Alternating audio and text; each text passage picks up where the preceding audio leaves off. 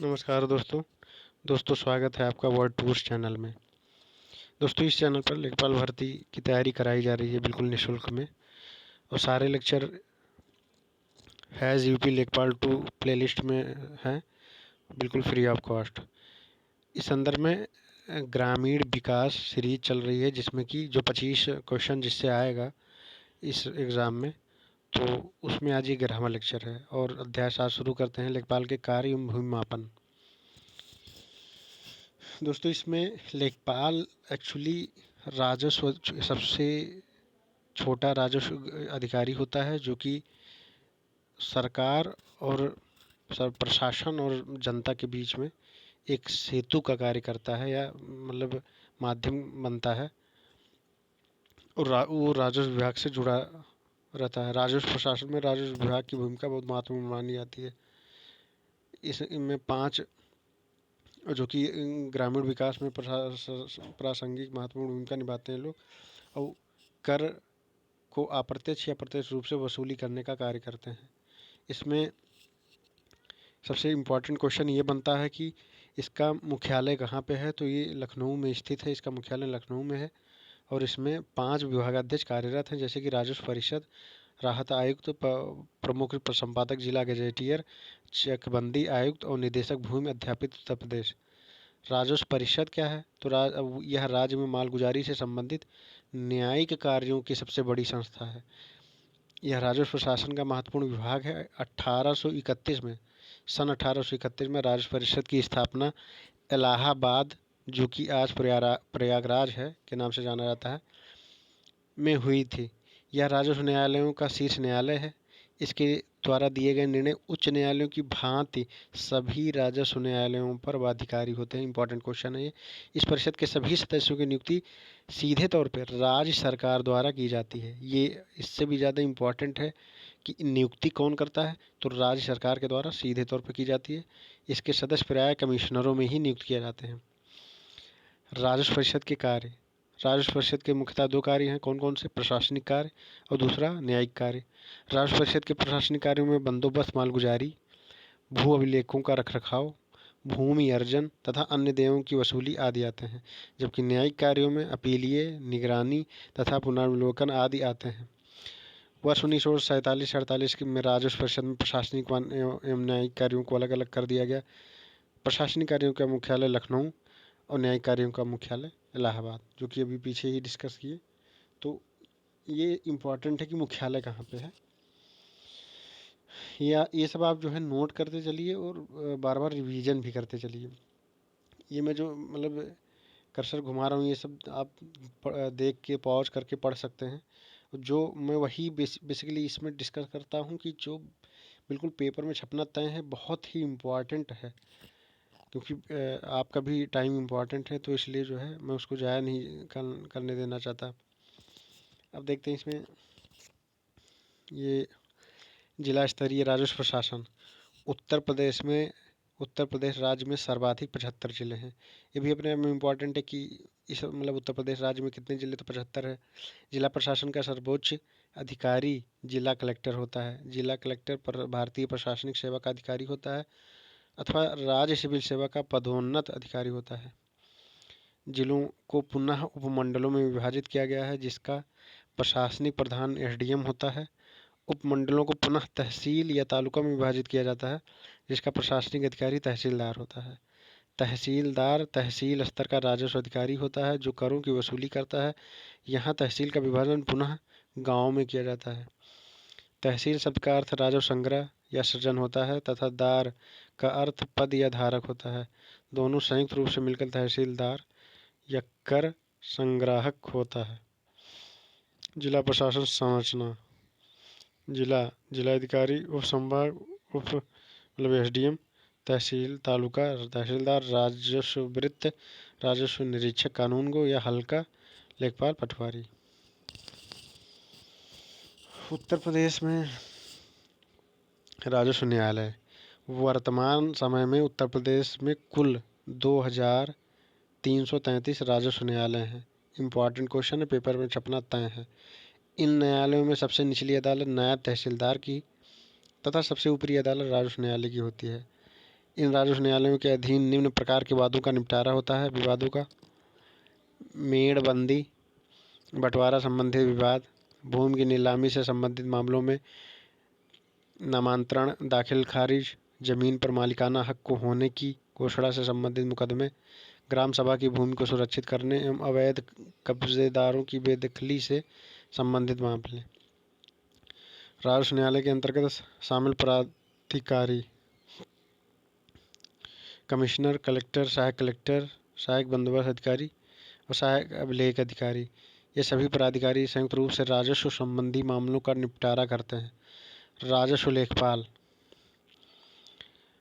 लेखपाल हल्के या फिर इसको क्षेत्र भी कहते हैं कि प्रत्येक खेत का लेखा जोखा तथा अन्य भू अभिलेखों को अपने रजिस्टर में लेखा जोखा रखने वाला शासकीय अधिकारी होता है। उसके बाद देखते हैं हम, लेखपाल गांव की भूमि का पूर्ण विवरण रखता है कि किस किसान के पास कितनी भूमि है, भूमि का स्वरूप कैसा है, भूमि पर कितना लगान निर्धारित है। इन सभी की जानकारी लेखपाल के पास होती है। लेखपाल की भूमिका भूमि अधिकारी के रूप में होती है। उसके पास भूमि का समस्त लेखा जोखा होता है। किसानों के खेतों में कूप, नलकूप एवं वृक्षों के आवरण का निर्धारण लेखपाल ही करता है। कृषक के निधन के बाद तहसीलदार या अपर जिला कलेक्टर, अनुमंडलाधिकारी की आज्ञा से लेखपाल उत्तराधिकारी को भूमि का हस्तांतरण करता है। भूमि संबंधित विवादों का निपटारा भी लेखपाल के माध्यम से किया जाता है। चूँकि लेखपाल के पास समस्त भूमि का लेखा जोखा होता है, इसलिए वह इस विवाद को आसानी से हल कर देता है। जब कोई व्यक्ति किसी दूसरे व्यक्ति को भूमि विक्रय करता है तो क्रेता के नाम भूमि का हस्तांतरण भी लेखपाल द्वारा किया जाता है। लेखपाल के पास अनेक प्रकार के भूमि संबंधित कागजात होते हैं। इन कागजातों के माध्यम से लेखपाल ग्रामीण क्षेत्र में भूमि पर नियंत्रण रखता है। लेखपाल के पास खसरा, जिला जिल्द बंदोबस्त, गांव का नक्शा, खतौनी, रोजनामचा जैसे महत्वपूर्ण कागजात होते हैं। उत्तर प्रदेश भू राजस्व अधिनियम 1901 की धारा 23 लेखपाल के संबंध में उल्लेख करती है। लेखपाल अपने हल्के क्षेत्र में कार्य करता है। उसका स्थानांतरण परगना अधिकारी सहायक कलेक्टर द्वारा किया जाता है। लेखपाल के कार्यों का विवरण लैंड रिकॉर्ड मैनुअल में वर्णित है। लेखपाल अपने हल्के में प्रत्येक गांव का प्रत्येक वर्ष खेत में जाकर 3 बार निरीक्षण करता है। इसे पड़ताल कहते हैं। पहली पड़ताल को खरीफ पड़ताल कहते हैं, जो 10 अगस्त से प्रारंभ की जाती है। दूसरी पड़ताल को रबी पड़ताल कहते हैं, जो जनवरी से प्रारंभ की जाती है। तीसरी पड़ताल जायद पड़ताल होती है, जो 1 मई से प्रारंभ होती है। पटवारी पद का आरंभ सर्वप्रथम शेरशाह सूरी के द्वारा किया गया था, जिसमें अकबर के शासनकाल में कुछ सुधार हुआ। बहुत इंपॉर्टेंट क्वेश्चन है कि पटवारी पद का शुरुआत कहाँ से हुआ, तो शेरशाह सूरी का शासनकाल से हुआ। ब्रिटिश काल में वर्ष 1918 के सभी गांवों में सरकार के प्रतिनिधि के रूप में लेखपाल नियुक्त किए गए। चौधरी चरण सिंह के समय पटवारी का नाम बदल कर लेखपाल कर दिया गया। दोस्तों बहुत ही इंपॉर्टेंट है कि पटवारी को कब से लेखपाल कहा जाने लगा, तो चौधरी चरण सिंह के समय से पटवारी को लेखपाल कहा जाने लगा। वर्तमान समय में भूमि संबंधी कार्यों में लेखपाल की भूमिका बहुत महत्वपूर्ण मानी जाती है। वह दाखिल खारिज प्रक्रिया में अहम भूमिका निभाता है। दाखिल खारिज की प्रक्रिया तब होती है जब कभी भूमि के कब्जे में परिवर्तन होता है। इसके अंतर्गत खतौनी में जोतदार के नाम का परिवर्तन किया जाता है। कृषि वर्ष 1 जुलाई से प्रारंभ होकर 30 जून तक चलता है। ये भी बहुत ही इसे फसली वर्ष कहते हैं ना, तो ये बहुत ही इंपॉर्टेंट मतलब सीधा सवाल है कि आप ये समझिए कि जहाँ आंकड़े दिखाए जाएंगे या कुछ ऐसे फैक्चुअल डाटा होगा, वही वन लाइनर में यहाँ पूछा जाएगा। मेंस तो लिखना नहीं, मतलब कहीं लिखने वाला तो है नहीं, तो ऑब्जेक्टिव क्वेश्चन पूछेगा तो ये सब सारे सवाल बहुत ही इंपॉर्टेंट हो जाते हैं। अमीन नामक कर्मचारी का मुख्य कार्य भू राजस्व की वसूली होता है। खसरा एवं खतौनी को सम्मिलित रूप से अधिकार अभिलेख कहते हैं। तहसील स्तर पर राजस्व प्रशासनिक अधिकारी तहसीलदार होता है। भू कृषि के रिकॉर्ड को सामान्यतः गिरदावरी कहा जाता है। यह एक प्रकार का फसल सर्वे है जो साल में 2 बार होता है। लेखपाल के प्रमुख कागजात: खसरा, यह गांव का प्रमुख रजिस्टर होता है। प्रत्येक गांव के लिए अलग अलग रजिस्टर बनाया जाता है। खसरा में खेती की सीमाओं में होने वाले परिवर्तन को भी नियमित रूप से दर्शाया जाता है। खसरा में खेतों का क्षेत्रफल, जोत के मालिक का नाम, सिंचाई के स्रोत एवं बोई जाने वाली फसलों का व्यापक विवरण होता है। खसरा को लेखपाल द्वारा 22 अप्रैल तक पूर्ण किया जाता है, रबी की फसल कटाई के बाद। लेखपाल खसरा को अपने 1 वर्ष तक रखता है, तत्पश्चात इसे दूसरे वर्ष तहसील में रजिस्ट्रार कानून गो के पास जमा कर देता है।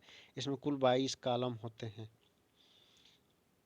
जिल्द बंदोबस्त, इसे जनपद स्तर पर तैयार किया जाता है। इसके अंतर्गत प्रत्येक गांव की भूमि का मापन एक बंदोबस्त रजिस्टर के रूप में संपूर्ण विवरण सहित जिल्दबंद कर दी जाती है। इसे ही जिल्द बंदोबस्त कहते हैं। इसे राज्य सरकार द्वारा नियमित रूप से कुछ वर्षों के अंतराल पर तैयार किया जाता है। गांव का नक्शा, लेखपाल के पास संपूर्ण गांव का नक्शा होता है। इसे गांव में सजरा के भी कहा जाता है। यह कपड़े पर बना होता है। सजरे में गांव की आबादी एवं वन आवरण क्षेत्र को अलग अलग प्रदर्शित किया जाता है। वन अनावरी नक्शे में तालाब, नलकूप, कूप, सरकारी सिंचाई के साधन, रास्ते एवं सड़क को स्पष्ट रूप से प्रस्तुत किया जाता है। नक्शे का अनुरक्षण के लिए लेखपाल अपने हलके के प्रत्येक गांव का प्रत्येक खेत में जाकर निरीक्षण करता है। लेखपाल के इस दौरे को पड़ताल भी कहा जाता है। खतौनी, खतौनी में भूमि का समस्त ब्यौरा विद्यमान रहता है। इससे पटवारी या लेखपाल द्वारा 15 नवंबर से पूर्व तैयार कर लिया जाता है। खतौनी में होने वाले परिवर्तन को लाल रंग की स्याही से प्रदर्शित किया जाता है। लेखपाल को इस 1 वर्ष के बाद रजिस्ट्रार कानून गो के पास जमा करवा देता है। इसे 6 वर्ष में एक बार बनाया जाता है। खतौनी में कुल 13 कॉलम होते हैं। रोजनामचा, लेखपाल के पास प्रतिदिन सरकारी विवरणों को लिखने के लिए एक डायरी होती है जिसे रोजनामचा कहते हैं। और विवरण स्वरूप इसमें खेती की गश्त, गाँव की गश्त, मृत्यु की जानकारी, गांव में कैसी फैली मानव एवं पशु संबंधित बीमारियों का उल्लेख किया जाता है। यह विवरण प्रतिदिन अलग अलग लिखे जाते हैं। यह लेखपाल के पास हमेशा रहती है। इसमें 1 अगस्त से 1 जुलाई तक के कार्यों का विवरण प्रत्येक वर्ष किया जाता है। किसान बही, यह पटवारी या लेखपाल द्वारा तैयार की गई दस्तावेजी पुस्तक होती है जो किसान के पास रहती है। यह दस्तावेज तैयारकर्ताओं द्वारा मात्र 10 रुपये में न्यूनतम शुल्क पर किसानों को उपलब्ध कराई जाती है। किसान बही पर किसान के खेत, उसका प्रकार, माता तथा हक संबंधित विवरण, जिससे किसानों को अपनी भूमि की पूरी जानकारी होती है। गांव रजिस्टर, यह रजिस्टर कलेक्टर द्वारा प्रत्येक 5 वर्ष पर तैयार किया जाता है। इसमें सामान्यतः 3 प्रकार के क्षेत्र का विवरण होता है। पहला, नई प्रक्रिया से प्रभावित क्षेत्र। दूसरा, एहतमाली खेती करने वाले क्षेत्र। और तीसरा है वह क्षेत्र जिसकी मालगुजारी पूर्णतः या अंशतः समाप्त कर दी गई है। अधिकार अभिलेख अवधि, यह प्रत्येक गांव के लिए अधिकारों का अभिलेख होता है। यह एक रजिस्टर होता है जो भू राजस्व अधिनियम की धारा 53 के अंतर्गत अभिलेख अधिकारी द्वारा किया जाता है। यह एक वार्षिक रजिस्टर होता है जिसका संशोधन, बंदोबस्त, आवास समय के लेखपाल द्वारा किया जाता है। खेवट, उत्तर प्रदेश जमींदारी उन्मूलन एवं भूमि सुधार अधिनियम 1950 के होने के पूर्व में प्रत्येक गांव के लिए 2 अधिकार अभिलेख खेवट व खतौनी थे। खेवट जमींदार और जमींदारी प्रथा से संबंधित रजिस्टर था, अर्थात जमींदार का एक रजिस्टर था। इसे जमींदारी उन्मूलन कानून के लागू होने के पश्चात बंद कर दिया गया था। खतौनी वर्तमान में भी प्रचलित है, जिसमें यह विवरण होता है कि जोतदार किस हैसियत से भूमि को धारण करते हैं। जमींदारी रिकॉर्ड ऑफ राइट्स, जमाबंदी, जमाबंदी वह रजिस्टर होता है जिसमें किसान के स्वामित्व की कृषि भूमि का विवरण एक ही रजिस्टर में एक ही स्थान पर खाते में के रूप में जाता है। इसकी 2 प्रतियां तैयार की जाती हैं। एक प्रति तहसील कार्यालय में, दूसरी प्रति संबंधित पटवारी के पास रहती है। प्रत्येक 5 वर्ष पर जमाबंदी का नवीनीकरण किया जाता है। इस दौरान किसी कारण से किसान के स्वामित्व की भूमि में यदि कोई परिवर्तन आता है तो पटवारी जमाबंदी रजिस्टर में नोट कर लेता है।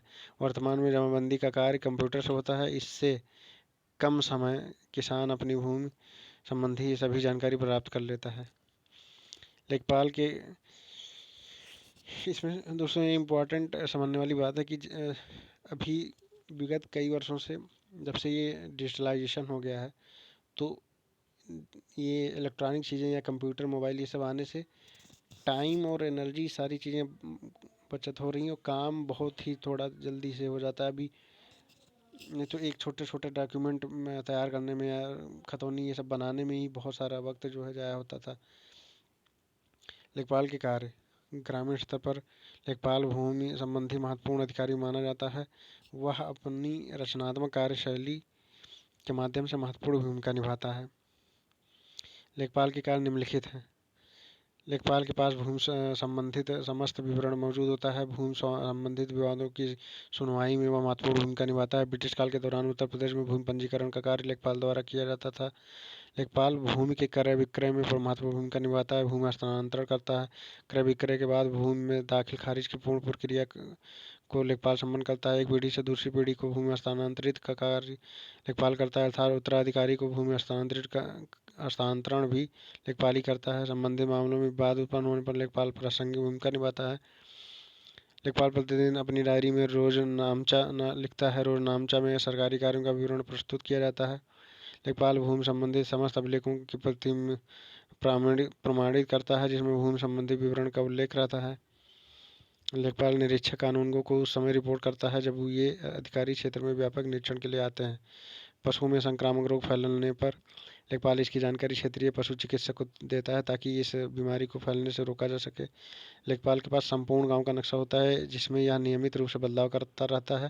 लेखपाल भूमि से संबंधित भूमि अधिकारों के प्रलेख जमाबंदी तैयार करवाता है। ये 2 प्रतियों में तैयार होता है। इसके रखरखाव का उत्तरदायित्व जिलाधिकारी पर होता है। इसकी व्यवस्था तहसील के माध्यम से प्रत्येक गांव के लिए की जाती है। इसकी एक प्रति सरकार के पास तथा दूसरी प्रति लेखपाल के पास रखी जाती है।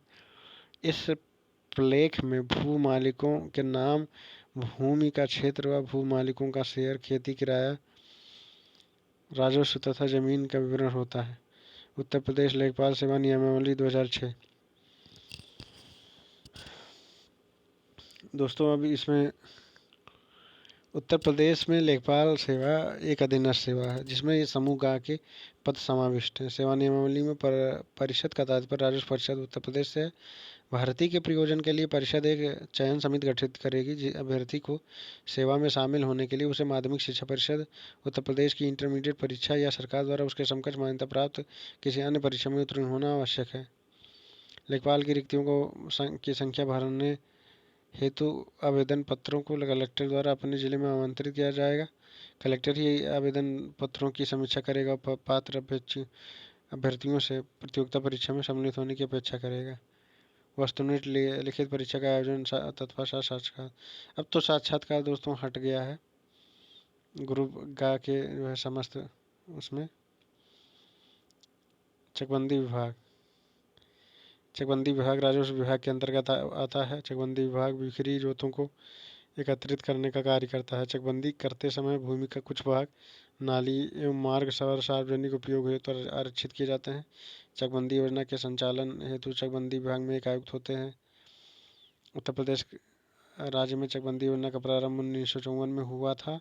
उस समय यह मुजफ्फरनगर की कैराना तहसील तथा सुल्तानपुर की मुसाफिर खाना तहसील में शुरू हुआ था।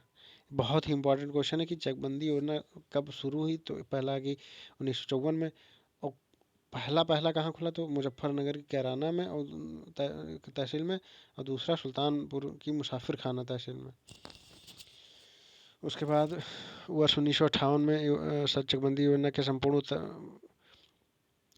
उत्तर प्रदेश में लागू कर दिया गया। जनपद